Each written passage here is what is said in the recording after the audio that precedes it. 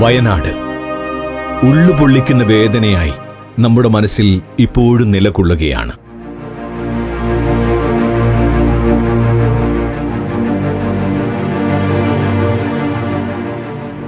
നാടിനെ ആകെ നടുക്കിയ ദുരന്തത്തിന്റെ അലയൊലി ഇപ്പോഴും അടങ്ങിയിട്ടില്ല. അതൊരിക്കലും മാറില്ല. മനസ്സാക്ഷിയുള്ള മനുഷ്യർ ഈ ഭൂമിയിൽ ജീവിക്കുന്ന കാലം വരെ അത് മാഞ്ഞു പോകുകയേയില്ല. ഒരു നാടാകെ ഇല്ലാതായതിന്റെ നടുക്കം ഓരോ കേരളീയന്റെയും മനസ്സിലുണ്ട്. ഇനി നമുക്ക് ചെയ്യാനാവുന്നത് ഒന്നു മാത്രമാണ്: പുനരധിവാസം. അതിനായി നാം ഓരോരുത്തരും കൈകോർക്കണം. അത് നമ്മുടെ കർത്തവ്യമാണ്.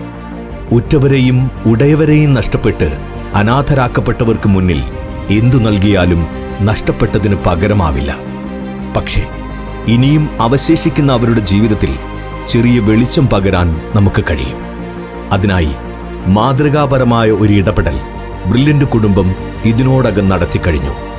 ബ്രില്യൻ്റ് ഫാമിലിയിലെ വിദ്യാർത്ഥികളും സ്റ്റാഫ് അംഗങ്ങളും മാനേജ്മെന്റും കൂടി സമാഹരിച്ച 40 ലക്ഷം രൂപ ബഹുമാനപ്പെട്ട മുഖ്യമന്ത്രിയുടെ ദുരിതാശ്വാസ നിധിയിലേക്ക് മെഡിക്കൽ വിക്ടറി ഡേയുടെ ഈ വേദിയിൽ വെച്ച് കൈമാറുകയാണ്. ദുരന്തബാധിതരായി കഴിയുന്നവർക്ക് അതിജീവനത്തിനായി സാംസ്കാരിക കേരളം ഒറ്റക്കെട്ടായി അണിനിരക്കട്ടെ. ഉന്നതമായ അക്കാഡമിക് തലത്തിലുള്ള എല്ലാ നിലവാരങ്ങളും കാത്തുസൂക്ഷിക്കുവാൻ തന്നെ ഭൗതിക ജീവിതത്തിൻ്റെ നാനാമേഖലകളിൽ കടന്ന് സമകാലീന സാമൂഹിക യാഥാർത്ഥ്യങ്ങളോടും അതോടൊപ്പം തന്നെ ചിന്തകളോടും ക്രിയാത്മകമായി പ്രതികരിച്ചുകൊണ്ടും അത് മനസ്സിലാക്കിക്കൊണ്ടും അതിനോടൊപ്പം നിന്നുകൊണ്ടും മാത്രമേ ഒരു സമൂഹത്തിന് മുന്നോട്ട് പോകാൻ കഴിയൂ. ആ നിലയിലായിരിക്കണം നമ്മുടെ ഭാവി പ്രവർത്തനങ്ങൾ, ചിന്തകൾ.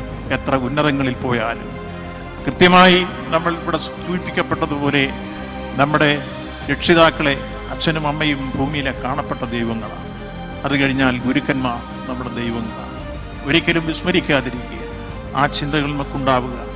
മനുഷ്യൻ മനുഷ്യ സ്നേഹത്തിന് വേണ്ടി യാചിക്കുന്ന സന്ദർഭങ്ങളിൽ സഹായഹസ്തവുമായി ഓടിയെത്താനുള്ള വീക്ഷണം നമുക്കുണ്ടാവുക. അവിടെയാണ് ഒരു വിശ്വമാനവികത ജനിക്കുന്നത്. അതാണ് വയനാടുമായി ബന്ധപ്പെട്ട ഈ പ്രകൃതി ദുരന്തത്തിൽ വേദന അനുഭവിക്കുന്നവരോടൊപ്പം ചേരാൻ നിങ്ങൾ കാണിച്ച സന്മനസ്സും നിങ്ങൾ കാണിച്ച വലിയ രൂപത്തിലുള്ള താല്പര്യവും. ഇപ്പം 40 ലക്ഷത്തോളം രൂപ അതൊരു വിശ്വമാനവിയുടെ സന്ദേശമാണ് എന്ന കാര്യം എടുത്ത് സൂചിപ്പിക്കട്ടെ.